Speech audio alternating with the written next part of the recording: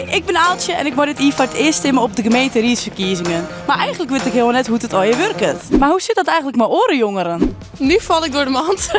Ik heb eigenlijk geen flauw idee wat de gemeente allemaal doet. Ik zou het echt niet weten. Nee.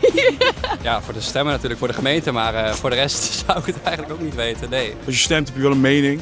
Dus ik vind het belangrijk om te stemmen. We weten nou wat de jongeren ervan vinden, maar hoe werkt het nou eigenlijk echt? Ja, het is eigenlijk heel belangrijk, gemeenteraadsverkiezingen, want het gaat over wat dicht bij jou is. Dus de gemeente gaat over sport, gaat over wonen, gaat over onderwijs, maar ook fietspaden en wegen. Dus eigenlijk heel veel dingen die voor jou in de buurt belangrijk zijn dingen waar de gemeente zich mee bezighoudt. En wat willen jullie sissertje en de jongeren die net te stemmen gaan? Nou, ik zou zeggen, het mag en doe het ook. Want één ding, op die dag van het stemmen is iedereen in Nederland helemaal gelijk. Want iedereen heeft één stem. Of je nou premier bent, of je gaat naar school, of je werkt. Je hebt één stem. Dus ik zou zeggen, gebruik hem. Er staan er nog vragen, stel ze in de comments en dan tot de volgende keer.